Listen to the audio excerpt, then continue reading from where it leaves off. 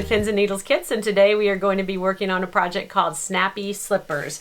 They are by CoolCat Creations, and they're super cute, really fun to make. They also come with bag, so we're going to do the bag in a second video. And here's the shoes we made. So really cute. So this month we have two different colorways. This is the Kona Cottons, and then this one is Tropical Dreams by Laurel Birch. So the first video we're going to show you how to make the shoes, and then the second one we'll make the bag. So getting started on the Snappy Slippers and travel bag, you're going to receive the pattern. You'll get a pack of charm squares, also 1 yard of fabric, and then you also get fusible fleece, Bosal inner form, and anti-skid gripper fabric, and so that will all be in your kit, plus your thread and that type thing. So when you get started, you are going to trace the size shoe that you want to make onto freezer paper or computer paper or anything like that. So you want to make sure that, like, if you're making a size 8, then you're going to trace the size 8. The outer line is going to be B1, and then you'll trace it again with the B2, which is the insole. And so transfer all the markings, and then you also have the side piece that you need to trace as well. You will pull out 15 pieces for your slippers, and the rest will be for your bag that you can carry the slippers in. So you'll get enough fabric to do both of those. You'll cut out your gripper fabric. You're also going to cut out the Bosal, which is going to be where you foundation piece your project. And then you also have your fusible fleece that you'll cut out as well. So make sure you read all the instructions, cut everything out exactly like it says, and then you can start getting your project ready. Once you've chosen the 15 squares that you want to use, then you will cut those squares into 1.5, 1.5, and 2-inch strips, and these will be for the outside of your shoe. And then you want to cut 4 of the side pieces, and the instructions say to cut about a quarter of an inch larger. Make sure you draw the line on here, because that's where you're going to start piecing your outer part of your shoe. Now, to start with the piecing, you want to have a right and a left and a right and a left of each of the side pieces, and you've drawn your lines on all of them, and so you are going to put your first piece down, matching it up with the line that you drew. And it's supposed to be a scrappy look, so the instructions say not to worry about matching anything. After we've put our first piece down, we are then going to take our next piece, and so if this was a fabric that is has a right and a wrong side, the first piece goes down right side up, second piece goes right side down. These are Kona Cottons, so they don't have a right or wrong side, so you just lay them down. Now the second piece needs to be laid down like I've shown in a wedge shape, so that we're going to be creating wedges that go all the way around. So you'll match up one edge of it, move it over, and we're going to sew a 1/4 inch seam allowance and then open it up. And it's just random, so you don't have to worry about everything being exactly the same on each shoe. Once we've sewn our seams, we're going to trim the excess fabric out from behind the seam allowance. Then we're going to press this open so that it's like so. And you want your wedges, as you're doing this, you want the wedges to be larger on this rounded edge here. So I've got 2 of them pressed here already, so it makes a nice, I love this Bosal inner form. It just makes a really nice, cushy, pretty project. So you'll continue doing this all the way around.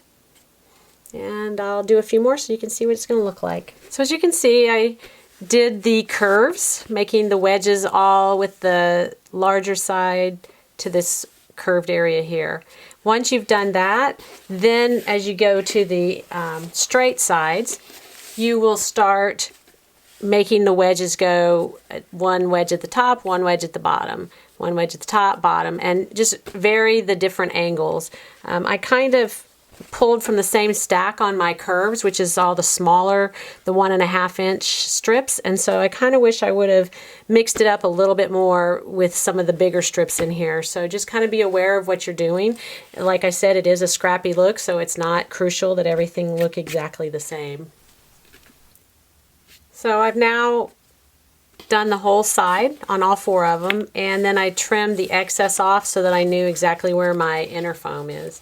And then I took my freezer paper pattern and pressed it to the side piece. Now I'm going to cut off the excess, and that will be my size 6 shoe sides. So I'll do that for all 4 of them, and then we'll continue on. Once I have my pieces cut out, I then sew them together, right sides together along the heel with a 1/4 inch seam allowance. And it looks a little bit like a canoe to me, I think. Also, you're going to sew your linings together with a 1/4 inch seam allowance. You're then going to place these right sides together, and you're going to sew a 1/4 inch seam allowance along the top of each shoe. After we've sewn our 1/4 inch seam allowance across the top, we're then going to go and clip into the seam. You know, just make sure that you don't clip the seam that you actually stitch. So clip all the way around. Then you're going to press it so that the seam allowance is towards the lining, and then you're going to understitch right up next to that seam there all the way around. That'll help it lay flat when you press it over. After you've pressed the lining to the inside there, then you go back and do a basting stitch about 1/8 of an inch or so, very close to the edges, and we're going to set those aside. Next, we're going to take our soles, and you want a right and a left, so make sure you have a right and a left. Is especially important when you have a fabric that doesn't have a right or a wrong side. And we're going to press the fusible fleece to those pieces. I've now fused my Pellon fusible fleece to the wrong side of my soles, and now I'm going to flip those over, and we are going to attach the gripper fabric to this sole. I sprayed a little bit of 505 spray adhesive on the back.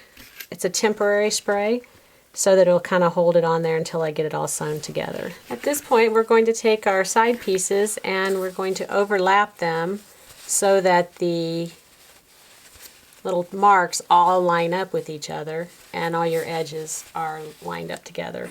And you're going to pin them or clip them together, and then we're going to sew really close to the edge there to keep it all together. Once you have fused the Pellon fusible fleece to the wrong side of the soles, you're then going to take the anti-skid fabric, you're going to lay that over the fusible fleece. And if you have some temporary spray adhesive, you can lightly spray the fabric, and that way they'll all stay together. If not, you can pin it or clip it to hold it all together. Once we've done that, we're going to lay these as if this is our shoes. So this is the inside of the shoe. And then okay, so now I have the two soles here, and I'm going to tell you a little secret. I didn't do this correctly, so I had to rip out all of my stitching on both shoes. That's why it's a little ragged here, and redo it. So I want to make sure that you do it right so you don't have to do as much ripping as I did. So we have our soles down on the table with the lining facing me. You're going to take the top of it and lay it on top here and this one here, and that way I know I have a right and a left.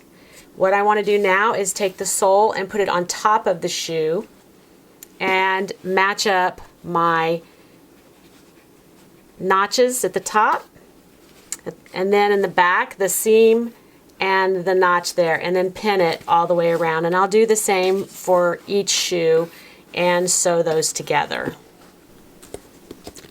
Okay, so I've sewn the sole to the upper part, and then I zigzagged around the edges just to kind of encase those raw edges a little bit. She doesn't tell you to do that in the instructions, but I like to do that. And then you turn it right side out. You get this cute little shoe. Just in love with this totally. And then the last thing we need to do is make the insoles that go inside of here. To sew the insoles, you have 4 pieces of the lining fabric, and so you're going to have 2 stacked up here, 2 stacked up here. We're going to put one inner form on this one inner form on this one. We're going to sew all the way around, leaving about a 2 to 3 inch opening on the straight sides of the sole. So I've sewn all the way around my insole, 1/4 inch seam allowance. I left an opening over here in the straight side, and you can see right here I did this little sew into the seam allowance. That's so that when you turn it, it makes a nice smooth turn and keeps it from ripping the fabric. So I have one of my insoles turned out really nice, and then I'm just going to top stitch over this area right here to close it up. Once I get both of them done, my shoes will be finished. Okay, so I sewed up my shoes, the insoles, and put them into the shoes, and now my house shoes are all finished. Aren't they cute? Yay! So we finished that project. We hope that you enjoyed making it, and we hope that you will follow us on Facebook and Instagram and subscribe to our YouTube channel. Have a great day.